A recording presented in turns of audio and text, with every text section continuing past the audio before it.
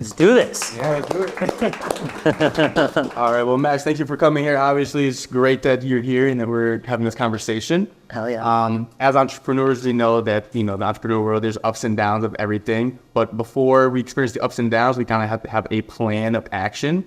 So can you talk about kind of your experience as to knowing when that entrepreneur role was what you're supposed to do? Like being an entrepreneur was you. Yeah, totally. So my entrepreneurial journey definitely started, I would say, most formally in college.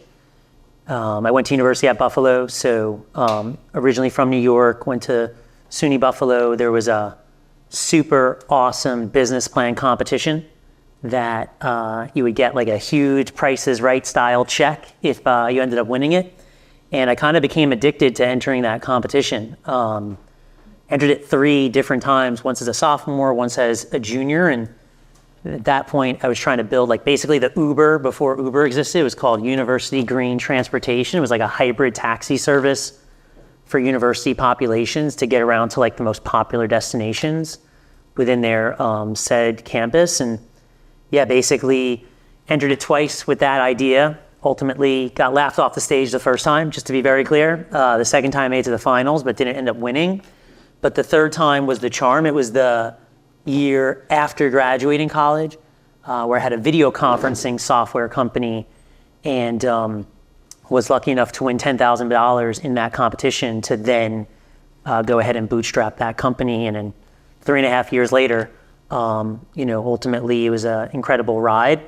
But yeah, I would say really caught that entrepreneurial bug when I was in college through that business plan competition, and it, no doubt about it, is a key reason of who I am today. Yeah, that's amazing, man. But when you see the opportunity just in front of your face, you, as a business owner, you just take advantage of that. It's your opportunity to make something of your life. And as an entrepreneur, you're able to really kickstart that and then take any opportunity that you have. It's amazing. Totally. So then kind of looking at the hoverboard then, I'm a Gen Z guy, if you guys didn't know.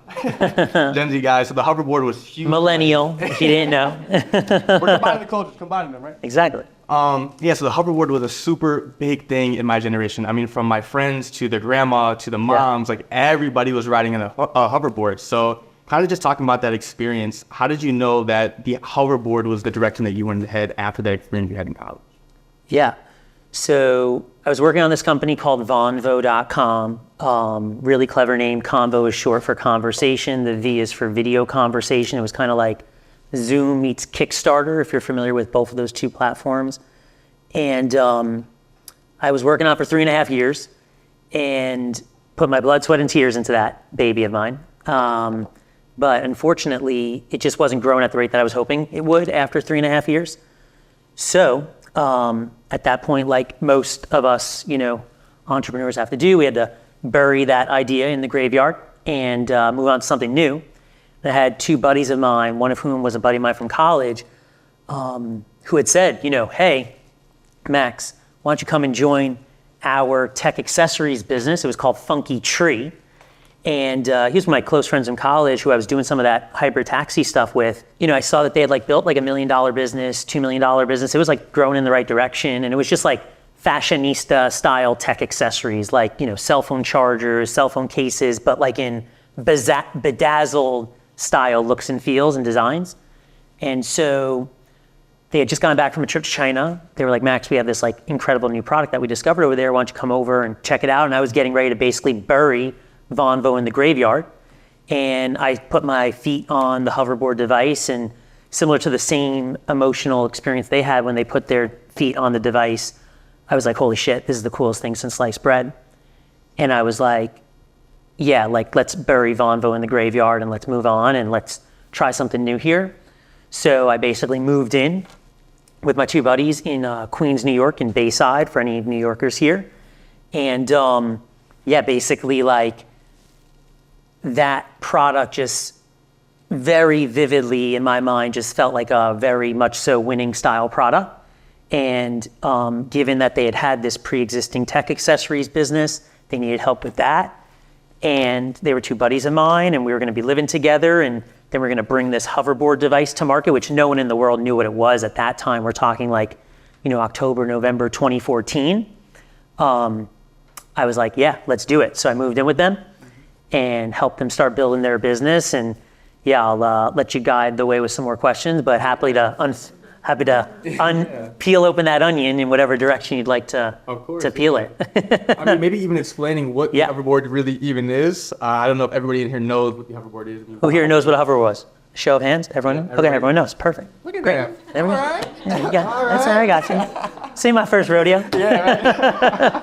Very nice. Well, I'm glad everybody knows what that is. That's amazing. Yeah. So maybe what were some of the challenges you faced early on then? When you first found out, the hoverboard, this can be very an amazing thing for you in the business, and it can impact a lot of people in the technology world as well. Was there any challenges you faced early on or any difficulties that was happening?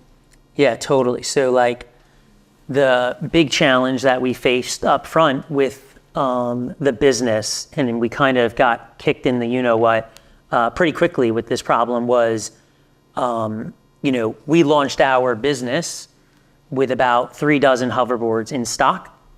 And it's safe to say now, in retrospect, that when Kendall Jenner from the Kardashian family helps you launch your business, you're going to sell a lot more than 36 hoverboards from the get-go. So, ultimately, for those of you here in the audience that are trying to take some awesome pages out of the right playbook for your own businesses, there are some incredible benefits that can come with that type of launch that we reaped the benefits of, like brand awareness, every publication in the world covering our company overnight, millions of dollars in sales in a matter of weeks. However, inventory management turned into a major bottleneck for our business, and ultimately ended up haunting us throughout the 18-month-long venture of PhunkeeDuck that said inventory management, inventory control, supply chain topic. So as a result, that particular challenge ended up having a lot of other collateral damage tied to it that, again, we can totally get into, whether it was doing business with China and the challenges around that, or credit card fraud and, bad actors infiltrating your website, right, and stealing honest people's credit cards like everyone here in the audience. So, no doubt, that was one of the big challenges that ultimately had major ripple effects on the business. There were huge challenges as well with keeping up with email inboxes that were being bombarded with hundreds and hundreds of emails literally every day, and nonstop phone calls into your business line office. Wanted to know more about this device that was going viral. So plenty of different challenges that ultimately came equipped with the launch of the business. But one of the things that basically took place was we would solve one challenge or one problem, but then 3 other new ones would pop up. And as a small company at the time, 15, 20 people max, and half of them were college interns. You can imagine 24-year-old Max, 25-year-old Max, and his buddies weren't all that best equipped to handle these pretty debilitating challenges that, honestly, some of the best entrepreneurs out there would really struggle to try and problem solve on the fly for. So, yeah, hopefully that sheds a little bit of light on the deep challenges that ultimately took place. Yes. How were you able to navigate those challenges then? What were some of the steps you were able to take, being a small business at the time and maybe not having the most knowledge of everything? What were some of the steps you were able to take to overcome those challenges and to really navigate through that business? So, unfortunately, we didn't navigate as well as we would have hoped, to be completely frank and vulnerable. And just so everyone knows, I'm an open book. So if there's any questions, at the end, you have to hold back asking about the blowing up hoverboard over there, the home that burned down over there. What were these things all about, right? Happy to, share what it was all about. But in terms of navigating those issues, no doubt about it, some of the credit card fraud, bad actors issues, right? It was a little bit too little, too late when we solved that challenge. You hire different companies that specialize in fraud detection to literally eradicate all your fraud, and then you have zero fraud. But because of the huge buildup that had piled on in the months earlier, it was too little, too late for that solution to kind of have the magic wand we were kind of hoping it would, and it was doing it for us. It just was too little, too late. Navigating some of the problems with China and I don't know. We didn't talk about this, like shitty ass knockoffs. Are those words allowed? I don't even know. Yeah. Okay, great. The shitty ass knockoffs from China that were like infiltrating the market, you know, problem solving through that. We took, you know, another trip to China to determine like whether or not like we should be selling like, you know, these lesser quality hoverboards that were popping up on Amazon and Alibaba for like half the price of our patented device. We decided to not go down that route, and we continued to sell our patented device. But no doubt about it, like that was some of the ways that we were trying to navigate this wild, wild west cowboy style hoverboard landscape that was going on. And unfortunately for us, many, not just, you know, PhunkeeDuck, many other companies started to sell those shitty ass knockoffs. And as a result of them selling those crappy devices while we were selling our premium patented device, it kind of ruined the fun for all the good guys out there selling a high quality product, because the mainstream media painted the entire industry with one broad paintbrush.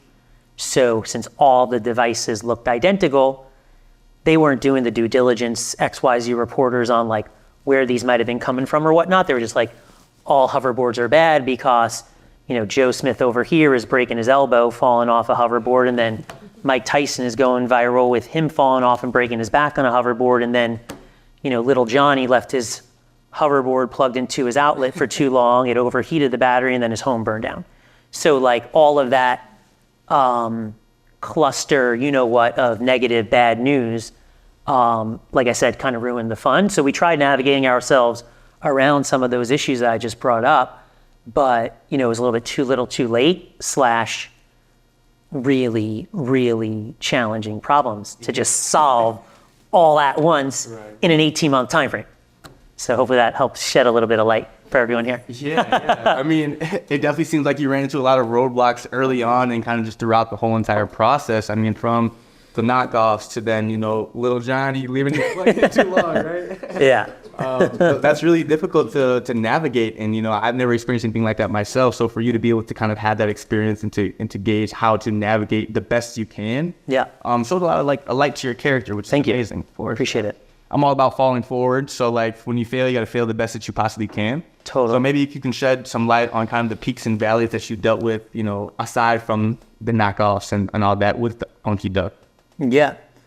I mean, like, for me, you know, essentially at 24, 25 years old, going through the experience and knowing that I'd had, you know, the previous video conferencing venture before from like age 21 to 23. And then the Uber before Uber, you know, from like age 19 to 20, we'll call it.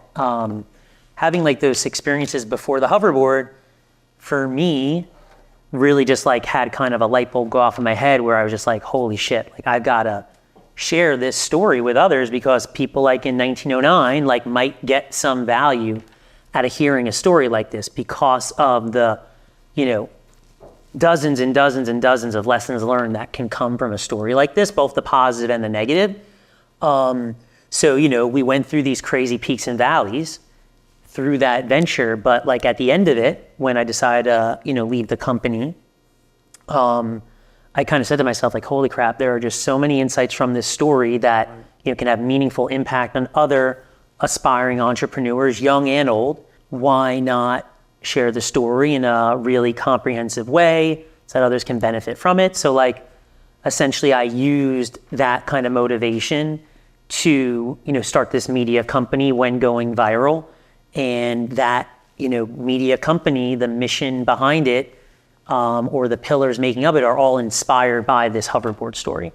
And the media company, when going viral, has definitely morphed and evolved over time. And now I couldn't be more excited about like basically being on a mission to share similar stories to my own other viral business phenomenons that equally captivated audiences like today, but are different from the hoverboard. So maybe it's like Pokemon Go or the ALS Ice Bucket Challenge, or, you know, you name it. There's countless examples out there. But for me, like the same peaks and valleys I had, what I noticed is that many other entrepreneurs had those same kinds of moments and similar trend lines to my story. So like, that's friggin' awesome. Why not create an awesome media company highlighting that? So that's not just only my story, like it's all these other stories that can kind of be having a similar equal impact. So yeah, like that's kind of how I've taken the experience and tried to now take it up a notch, you know, in terms of these said insights, takeaways, tips and tricks, lessons learned, stories, having hopefully impact on a lot more eyeballs and ears over the years to come. That's awesome. That's awesome. I mean, it's all encompassing. You know, when you're building a strong community around a business, it's all about the people that are pouring it to you and valuing the people that are pouring it to you as well. Totally. So awesome that you're giving people the opportunity to be able to share their voice, and you're helping people navigate how to stay viral in this sense of new world that we're living in. I feel like everything's going viral nowadays. Social media, from different trends to, like you said, the ALS Ice Bucket Challenge, and it's always going to be a part of what we do. So I think it's amazing that you're cultivating a community to help people maintain that status of being viral and being relevant in today's world. Yeah. That's awesome, man. So then kind of what do you envision when going viral? How do you think it's going to impact the ed tech world, and how do you feel that it's going to impact the community? Yeah, I mean, so for me, you know, I moved down to Miami 4 years ago. I've been doing a ton of work in the community down there. So, you know, just like how you guys have your said burgeoning tech community that 1909 is kind of leading the way in Miami, you know, there's a lot of different tech momentum happening. And I grew up during, you know, I should say my tech entrepreneurship, you know, sort of growing up phase. A lot of it was in the New York City tech startup scene back in the early 2010s. At a time when like companies like WeWork started blowing up all over New York City, and there was different co-working spaces popping up. And so, you know, I've leaned on different communities in the past related to the tech startup community. And now that I'm in a new location in Miami and I saw that scene kind of burgeoning during the middle of the pandemic, I've kind of latched onto that community, which has been awesome. And I've kind of helped position myself as a stakeholder in that community from the education technology world. So just as a quick fast forward, like after the hoverboard space, I got a couple of big boy corporate America jobs, and they were in sales and marketing in, you know, Series B, Series C, you know, almost publicly traded companies like WeWork out until their abysmal IPO, but that's a different story for another day. Another company that's had some viral failures and successes, but long story short, I look at some of the work that I'm doing on the when going viral front, educating aspiring entrepreneurs through these awesome viral business phenomenon stories as a mechanism for creating an awesome community of folks that are into business, entrepreneurship, startups, viral, marketing, sales, you name it, and giving them a place where, you know, whether it's tuning into the podcast, watching the docu-series, reading the books, hearing me speak at public speaking events, whatever it might be, giving them a means where they can kind of latch onto those stories, because everyone has nostalgia related to all the different, you know, viral business phenomenons out there that we've all been acclimated with and been fans of. So I think that's a really interesting, unique, educational style community to build with a fun, viral business feel to it. And then I think about the similar education work that I'm doing right now in the STEM ed tech world, and inspiring kids to want to like learn how to program or build electric vehicles, or, you know, take on internships or apprenticeships in awesome, you know, high-end tech, robotics, AI style companies. Those same students are all buying hoverboards for Christmas still these days, or birthday presents. So like I can resonate my story with that type of community. And so I think that there's a really cool bridging of both of those two worlds, like the stuff that occupies my day to day and that pays the bills, while working on this fun, awesome, when going viral media company. And both of them have these two education pillars tied to it. So, you know, hopefully over time they'll blend a little bit more, and hopefully people will get a lot of value out of it. Yeah, 100%. I think it's so important to highlight the education in the technology world, because everywhere around us is technology everywhere. From, I see drones in the sky doing light shows and all these different things. I'm like, our society is becoming so advanced. So it's so important that we're highlighting how to educate yourself in technology, Could you expand a little bit more on what you're doing with the kids in the classrooms, talking about the language of robotics or talking about how different technologies can really advance civilization, things like that? Yeah, totally. So Monique mentioned it before, I basically got into the ed tech world, funny enough, through a really, really awesome magazine that everyone, who's got a business here or is in the startup world should definitely read, called Fast Company Magazine and/or Inc. Magazine. If you guys haven't heard of it, I strongly suggest getting a subscription for it. It's super cheap. If you still have your college email, you can get it for free. If you just put in the college email, that's a little hack. But I do that, yes. But long story short, I was reading an article about this awesome company called Littlebits back when I was still working on my video conferencing software company. And it was essentially like 21st century Legos that light up, move, make noise, teach kids about computer science, circuitry, engineering, etc.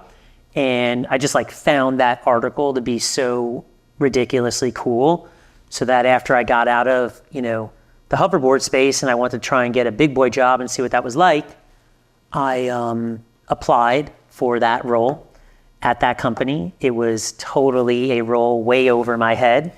It was like as Shelly can appreciate, like a CMO or something, VP marketing style role. But they gave me an interview because they saw the stuff I wrote about the hoverboard story, and they're like, oh, this kind of sounds interesting. Let's bring this kid in and see how ridiculous he is.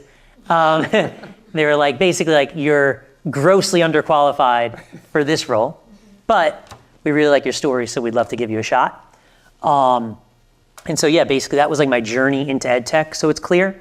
And I just found it really, really cool to impact a younger generation in this world that's evolving in front of my eyes and their eyes, with the skills to thrive in it, because that just kind of sounds cool. The world's changing. Why not equip kids with the real skills that would actually make up that world versus learning about ancient Egypt. Ancient Egypt isn't bad, but it's more that's, history majors don't really resonate that much, I don't think, these days. No offense to any history majors out there. I just don't think it's the, lay of the land in the future. So that got me into that world. And for me, basically, it's now materialized 8 years later, where for 4 of those last 8 years, I've been building these 2 different European ed tech companies that are super cutting edge, super futuristic style skills for students to learn inside of a classroom. One of them's called Infento, which teaches kids how to build life-size electric vehicles, almost like Lego meets Tesla. And so, if you think about self-driving vehicles and electric vehicles, those are the things that kids in Miami are literally doing right now as we speak through this company Infento and through the work that I'm doing. So I just think that that's so crazy badass, and that excites me and wakes me up each day, and I'm really passionate about what I do, as you could probably imagine. So that's one of the companies. The other company is called Riders, and it teaches students how to program on the computer and code. But instead of learning how to program a website, you get to learn how to program robots. So instead of building a website, now you're learning how to program a robot. And from that perspective, robotics programming is, let's call it another notch up in terms of the world of programming. It involves physics and sensors and camera detection and object detection. And so essentially what we do is we teach kids how to program robots all online, and then they get to compete. Who knows what a hackathon is here? Anyone here? Yeah, and then the students get to compete in online hackathons against students from all around the world. So think of it as a robotics and coding hackathon software and a curriculum for students to learn those types of skills. That is absolutely amazing. Yeah. I was sitting here blown away myself. I mentioned earlier I'm a Gen Z guy and I have no idea anything about technology. So that's amazing. That's amazing you're able to do that. And I just want to highlight, you're just such a high character guy. It's great being with you. Just appreciate it. When you have an opportunity in front of your face, you definitely take advantage of it. And being a businessman, you have to take advantage of all the opportunities that come across you. So whether it's expanding your own mind and learning in the new industry of technology and kind of going after what you believe in and what makes you feel, passionate to wake up in the morning. That's an amazing asset to have, especially when you're chasing a dream. So I'm a big person on building things off of a firm foundation. So what would you say are like your 3 pillars as a businessman personally that you are like must have? You have to have this or else it's not going to work out. What are your 3 pillars? Totally. It's a great question. I told you that yesterday, so I did think about it. I think the 3 pillars that like are near and dear to my heart, I would say from a business perspective, number 1 would be this idea of hard work. So my number 1 quality, I think, over the course of my career has been my hardworking work ethic. Like, I'm a really fucking hard worker. Like, I really put in the time. Wake up early each day, you know, stay up late. Not too late anymore, but back in my like night owl days for sure. So, you know, hard work is definitely a really important pillar to me. I think you got to put in the effort, and I think that, you know, everyone should ideally exude that. But at the same time, I think eventually as you get older and you mature, it turns a little more like a smart work ethic. So that's what I'm kind of working on now, is like having more of that smart work ethic. Since I know I work hard, I don't need to like just, you know, beat myself up over that. From there, I'd say the second item would be this idea of persistence/resilience. I think persistence and resilience are like so fundamental in the world of business, because you're going to consistently hear no's all the time. Whether you're fundraising or whether you're trying to get a new customer or whatever it might be, you know, that idea of persistence and resilience, I think, is so paramount. And I think they're just kind of somewhat one of the same. You know, I think you gotta like keep hacking away at it on the persistence side, but I also think you gotta like, you know, be willing to take some of those punches to the gut and like pick yourself back up on the resilience front. So it's almost like you can't have one without the other, if that makes sense. And then my third that I would say is definitely networking. I love to network. I'm a networking monster. But in a good way. Like, I follow up, like Shelly was saying earlier. Follow up, or, you know, I had a really awesome mentor. He's still a mentor, but I don't speak to him as often as I used to, who very early on after I graduated college had said, you know, Max, you got to get the hell into New York City and start like telling people what the hell you're doing with this Vonvo video conferencing company, because no one's going to figure this out from you staying home in Long Island. So I was like, awesome. That makes a lot of sense.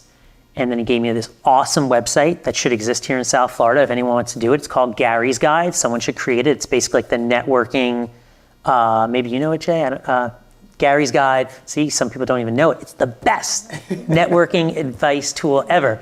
But basically, it's like essentially the directory of all New York City events that take place on a week-to-week basis.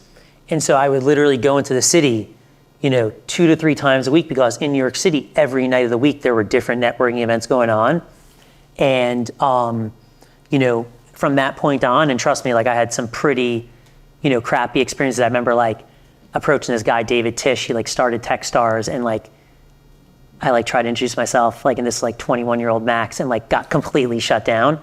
So like, you know, you'll have those like little growth moments like when you're starting to do the networking thing, but like from those moments on, like I really, you know, pride myself on the networking front, and I've grown a huge network.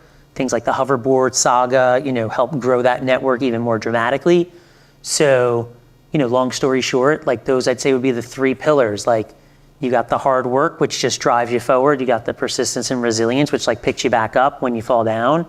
And then like, you know, the networking, putting yourself out there, making sure people know who the hell you are, because like they're not just going to find out if you don't do it. And you just would be so surprised by the types of just magical connections that can happen.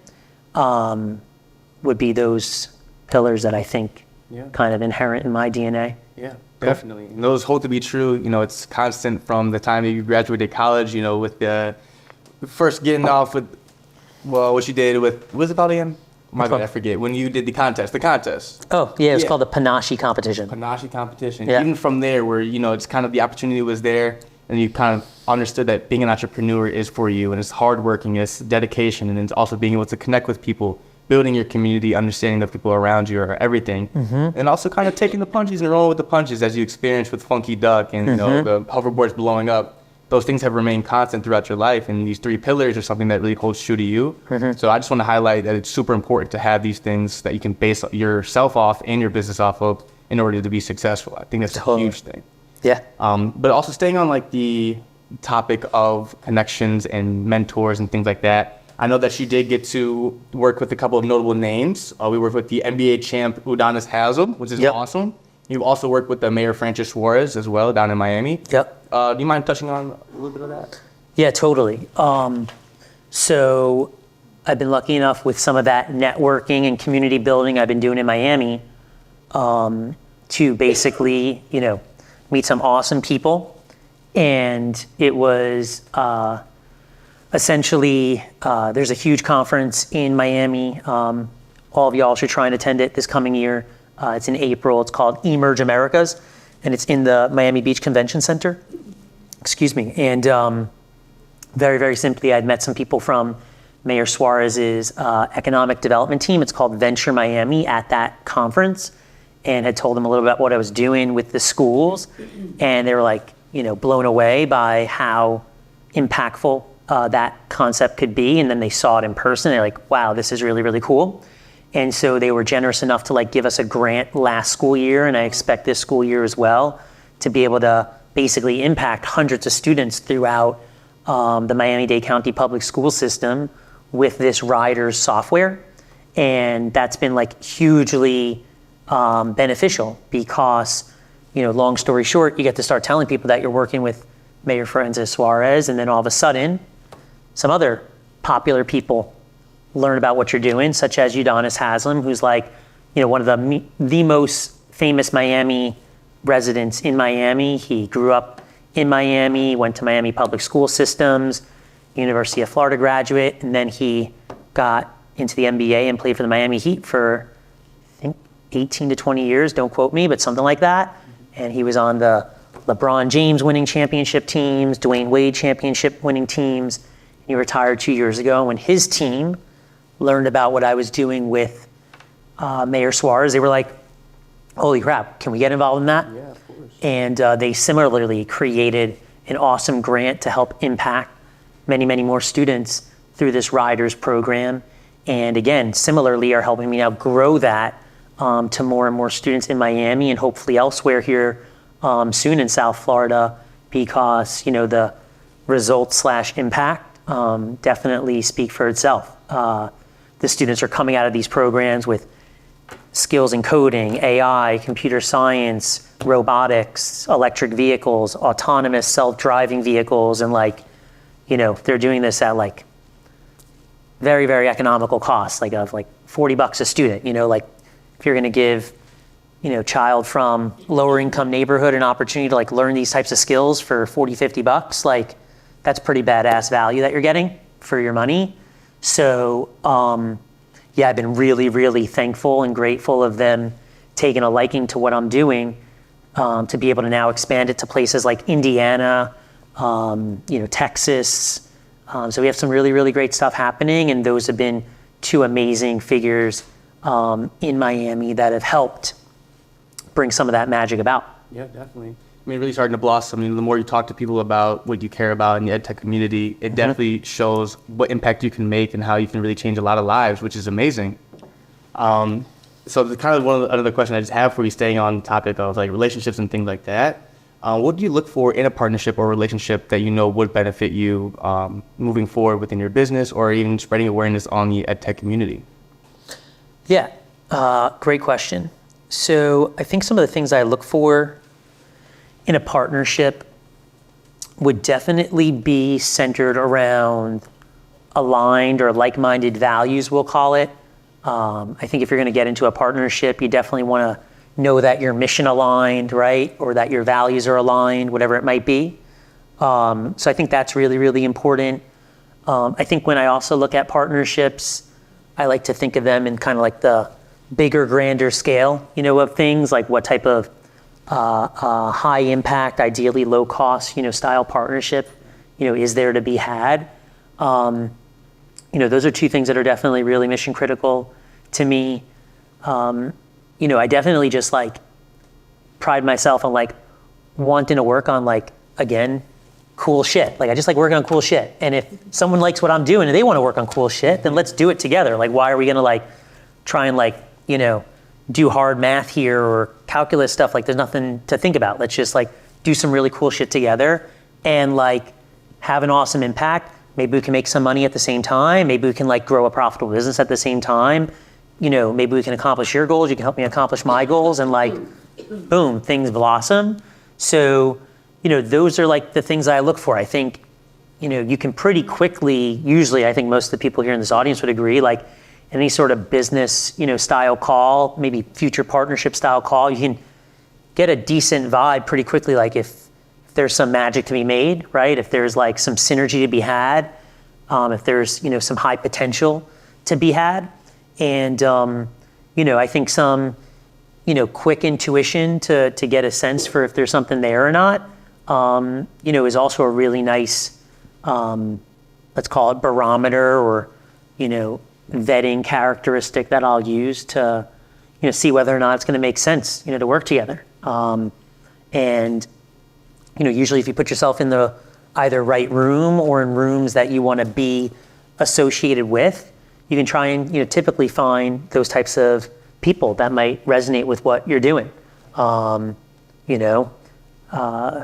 give you like a really quick anecdote, because I think it's valuable to like my remark that I mentioned before on the networking front, like literally the only reason why I'm here right now is because I met Shelly over there at an event related to sports philanthropy. And she took a liking to my work, and here I am today because she continues to take a liking to my work. And at that same event, I met that 3-time NBA champion, Udonis Haslem, that we were just talking about. So it's like, all of a sudden, partnership here to be here, helping support the 1909 community, partnership with, super famous Miami Heat basketball player to impact, hundreds, thousands of kids. Like, again, like to me, it just sort of feels like, oh shit, like there was like some really good vibes there and they picked up what I was putting down and vice versa. Yeah, definitely. Yeah. Connecting is a huge part of what we're doing in the business world. You have to connect in order to get to where you want to go. You got to have the conversations to get to where you want to go as well. Totally. So, and shout out, thank you for having me.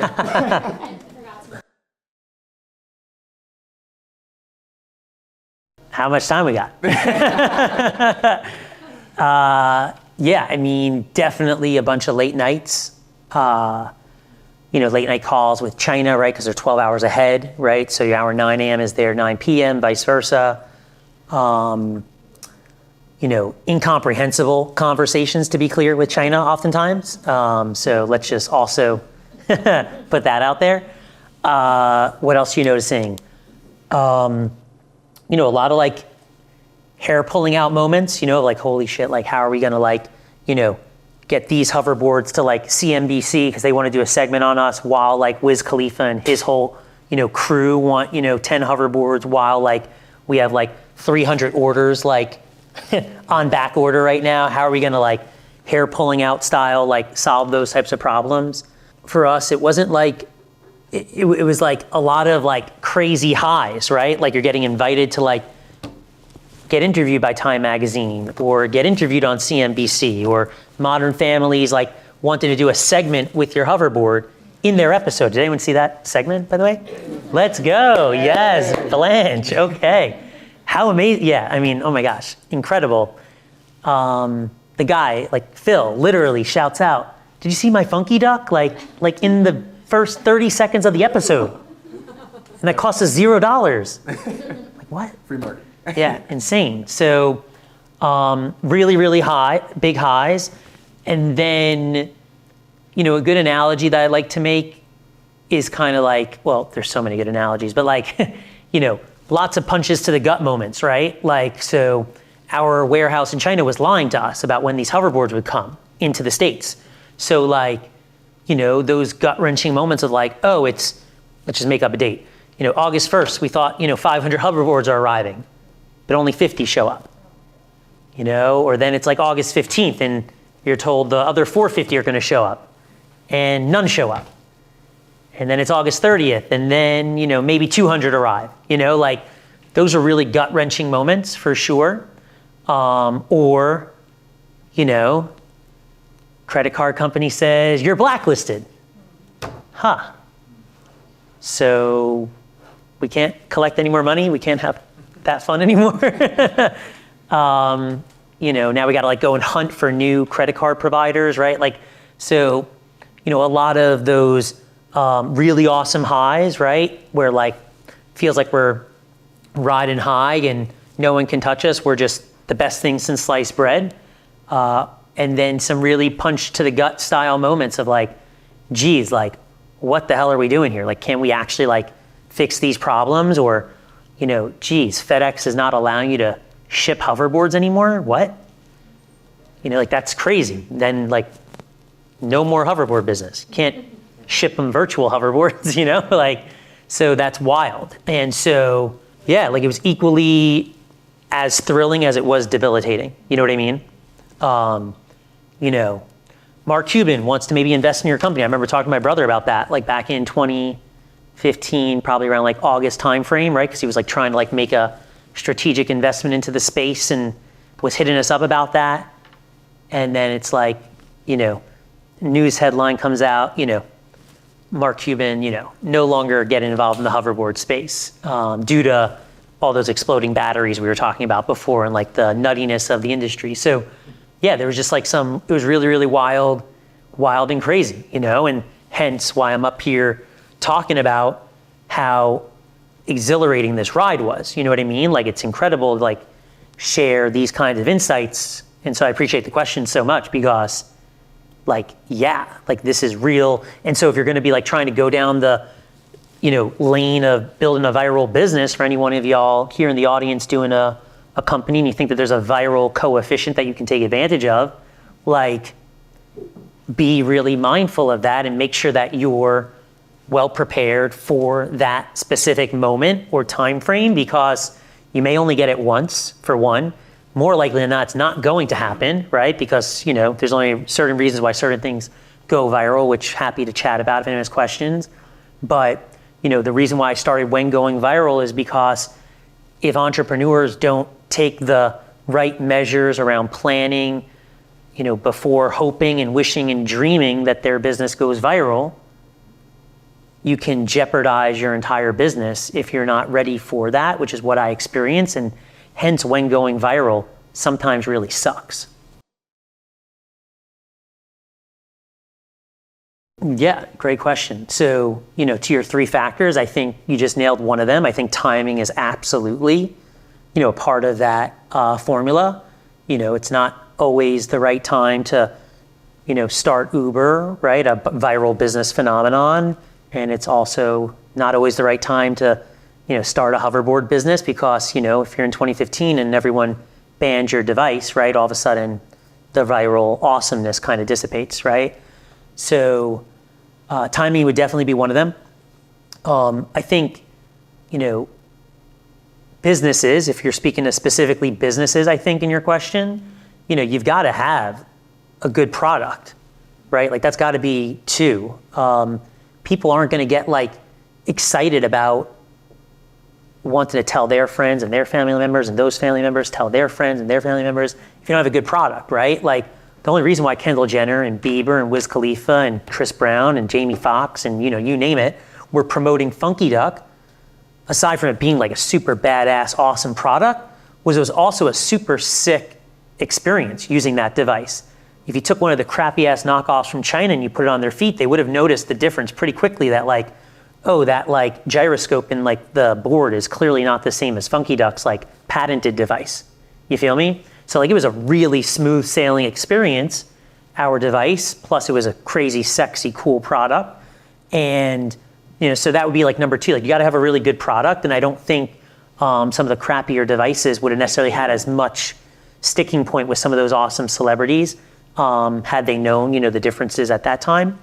And then, you know, number three, I would say, and this relates to campaigns, you know, on social media, or it relates to, you know, businesses in particular as well, is one of my, you know, go-tos related to viral businesses, viral marketing is like, you've got to raise eyebrows or drop jaws. It's a tongue twister, so I apologize. You got to raise eyebrows and drop jaws. And what do I mean by that? Like, you got to create a really emotional, like, just freaking punch. You know what I mean? Like, people got to like see what this product or business is and just be like drawn to it, like emotionally, like no other. And that's what comes with my viral playbook that I learned, right? Like, I had this crazy emotional moment that I was making on people's eyebrows and jaws when they would see a hoverboard for the first time. It was like, well, what the hell is this thing? And how the hell are those guys on it doing what they're doing?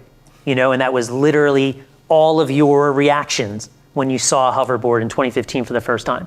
Am I right or am I wrong? You know, it was like, holy shit, how the hell is that person just floating? What looks like in thin air, it's not thin air. There's wheels, but how is it doing what it's doing? And like, we would have people in Queens, New York that would like literally stop in traffic to admire us riding on the sidewalk on our hoverboard. You know, like, that was the type of emotional draw that we were making. And so I think that would be the third thing to answer your question. I mean, I think like one way is like showing up and doing what I'm doing today, right? Like, I go to schools in Miami and I share the same story that I shared today. I do it in a cool workshop capacity, so it's like a more interactive learning and development style experience that audience members get. So I think, you know, in one capacity, it's that, right? Sharing these different awesome lessons learned that these students can take away from, right? You know, Daniel, you were asking about the different pillars that kind of make up my DNA, right? Those types of resilience and persistent attributes or hard work attributes, you know, are like, I think, super key to a 12, 13, 14, 15, 16-year-old, right? So I think those are like some really cool things that are super important to be trying to communicate to that like younger generation. I think at the same time, I think it's really important that these students that are getting this opportunity to use some of the programs that I'm offering them, like, it's important that they know that those companies are mission driven. You know, like Infento, the name Infento has like a meaning to it. It's like a combination of like Latin and Greek, infinitus and infent. So it's like this idea of like infinitely inventing. And so that's like what they're on this mission to empower kids to be able to do, is like invent a better world that they, you know, can kind of see with their product line. And, you know, companies like Riders are trying to, you know, allow students who maybe come from lesser fortunate areas and don't have the tens of thousands of dollars to invest in heavy duty robotics equipment to be able to get that same type of experience, but through their computer. And so, you know, students understanding like this idea of, you know, it's great to have like mission driven businesses and you can like have a really positive business that's also really profitable is like totally dope. Like, why not share that, you know, more widely and broadly? So yeah, like, I'd say those are some of the different things that come to mind. And I think, you know, students should like really think with their imagination, like what, you know, this world can look like. Part of the reason why we're giving them these programs is so that they can like build some really badass shit, you know, and like create some really cool stuff and compete against kids in Japan or Italy in like these hackathons, and maybe get the chance to talk to some of them on, you know, Discord or Zoom or whatever it might be through these interactions we kind of create. So like, you know, the world's ever evolving, like they should get excited about being able to, you know, kind of spearhead that. Yeah, it's a great question. It's not easy to answer, but, you know, for me, if I'm, you know, doing PhunkeeDuck round 2, right? Like hypothetically, I'm thinking about, okay, those same viral marketing plays that we did take advantage of in 2015, how can we take advantage of those same plays, but with some of the more positive light surrounding the product? Okay, so I'll give you a perfect example. In PhunkeeDuck round 2, hypothetically, I'm thinking about, oh shit, okay, I want Time Magazine covering my device and all this awesome viral content that's gonna come about. But I ain't talking about like all the cool Biebers and Jamie Foxxes just like riding around and using it casually in their day-to-day. But rather I'm talking about like that patented technology that's underpinning the device and the product that we're like continuing to try and optimize for, right? Meanwhile, like what did take place was kind of the polar opposite, right? It was like all this cool, amazing, look at this sexy, cool new product. Certain parents were like, no, I don't want my kids doing it. And then, oh, did you hear about that house that burned down? No way, you know? Like, no, I'm kind of shifting gears a bit and I'm saying like, hey, like, here's our product. It's the cream of the crop. These are the reasons why Time Magazine, maybe it's worth you know, covering this. So it's a little bit of a shift in mindset there.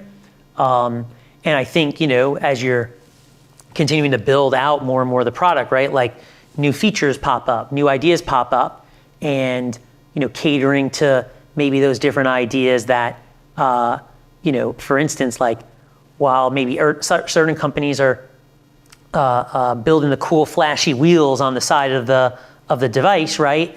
And like, you know, look at these, you know, crazy bedazzled hoverboards, right? Like maybe from a product development standpoint, we're looking at it from the standpoint of, no, like here's like the 1 or 2 children's lives that we saved via these lights on the side of the hoverboard or in the back that, you know, prevented said car from hitting them or whatnot. Does that make sense? Like I'm shifting the mindset of how I'm positioning that viral play. Is that clear? It's more intentional about how you do it. Hell yeah, absolutely. A lot of people think about virality and are just like, you know, swinging for that fence and for that like millions of likes, et cetera, et cetera. And that's great. It's gonna like propel your business forward, don't get me wrong in some respects, but you might come into some of that collateral damage that I unfortunately experienced. So that hopefully gives you a better sense of how I would think about it differently between both the viral and the product. I mean, so for number one, like, I mean, I'll give you a couple like, you know, tools that I leverage, right? I mean, number one, I've been a daily meditator for the last 9 years. You know, I've done hundreds of hours of meditation, 10 minutes a day, every day, no questions, ifs, ands, or buts, like literally every day. So I was probably on like year 4 or so, or year 3 at that time when I was working on PhunkeeDuck. And, you know, there is no doubt that when shit was going crazy, we had a cool little rooftop, you know, in our office. Technically wasn't like supposed to be used, but we would just pop open the window and like go sit out on the rooftop. But I would definitely, you know, do some meditation out there and try and like, you know, ground myself a little bit when shit was going crazy. But, you know, on top of that, you know, I'll take a popular quote from Gary Vaynerchuk. Like, I have obnoxiously thick skin. You know, I really just don't give a, you know what like other people think. I'm really good at like, you know, being a great listener and a great sponge, like for the stuff that I want to like hear and listen to. And I really am a proactive listener, but like, I don't really care what, you know, other people think. And I just try to like, let that help control my nervous system a bit. You know what I mean? Because when you can like flip that switch, and I don't know how old some people are here in the audience, but like, you know, I'm just really grateful that I learned that attribute, you know, at whatever age, you know, 21, 22, right? Maybe a little younger, but being able to like have that mindset shift really can always help you keep your nervous system pretty controlled when you have that type of mentality. So, you know, those would be 2 things that like, of course, like my brother tells me something or my parents tell me something, like I listen. It's not like I just like, you know, tune them out, right? But like, you know, I have a really cool ass vision in my mind of what I'm doing right now. So it's like, that can wake me up each day. And yeah, there's gonna be like the peaks and valleys of that every day there are. But, you know, like when you get those little wins, and then little wins turn to like medium wins, and then you get some large wins, it's like, you kind of know like things are starting to snowball, maybe not in the crazy snowball domino effect of hoverboard days, but like things are growing. So you can like take those punches to the gut way better, right? Like just like any boxer or fighter, like through training, they learn how to take said punches to the gut better, I've like no doubt learned that, right? Some would say maybe the hard way, resilient way, but like, yeah, it definitely like gives me a pretty badass shield to like kind of just go and just get shit done and not really think about, you know, who might be criticizing here or bad mouthing there, and like, you know, just do you and have fun. And that feels like a great formula for freaking life, you know? I love that. Yeah. That's a great.